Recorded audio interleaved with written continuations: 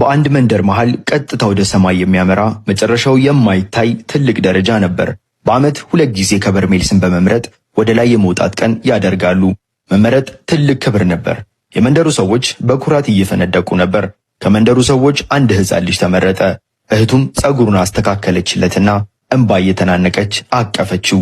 እሷም በተመረጠች ጊዜ እንደገና ታየዋለች። ሽማግሌው ደረቱ ላይ ተጭኖ ለጥቂት ጊዜ መረመረው። ከዚያም ምንም ሳይናገር ወደ ጎን ራቀ። ልጁም የመንደሩ ሰዎች ሲያጨበጭቡለት ወደ ላይ መውጣት ጀመረ። እህቱ ግን ደመና ሲውጠው ስታይ የሆነ ነገር ልክ እንዳልሆነ ተሰማት። አመሻሽ ላይ ሁሉም ሲተኙ ከመንደሩ ወጣችና ወደ ደረጃው መሰረት ደረሰች። ሳይመረጡ ወደ ደረጃው መውጣት ማለት ከዚህ በኋላ ስሟ ፈጽሞ ሊጠራ አይችልም ማለት ነው። ይህንን ካደረገች ወንድሟን ዳግመኛ ላታየው ትችላለች። ነገር ግን በድፍረት ወደ ደረጃው መውጣት ጀመረች።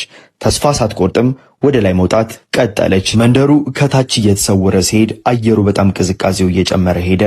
የሆነ ትልቅ በር አገኘች። ስትከፍተውም ለካ ወንድሟ ቦሌ ፍላሚንጎ ላይ የሚገኘውን በሸራተን ሆቴል ስታንዳርድ እየተሰራ ያለውን አፓርትመንት በ15% ቅድመ ክፍያ በ2,200,000 ብር ባለ 1 መኝታ ገዝቶ ኑሮን እያደላደለ ታገኘዋለች። እሷም ይህንን ስታይ ግንባታቸው 100% የተጠናቀቀላቸውን ስራ መጀመር የሚችሉ የንግድ ሱቆችን በ40% ቅድመ ክፍያ እዛው በመግዛት ከምትወደው ወንድሟ ጋር ኑሯን አስተካከለች። እርሶስ ምን ይጠብቃሉ? ደረጃውን መውጣት ይጀምሩ። 50% ባንክ ብድር ያላቸውን ቤቶች ፈጥነው ይግዙ። ለበለጠ መረጃ ከታች ባለው ስልክ ቁጥር ይደውሉልን። እናመሰግናለን።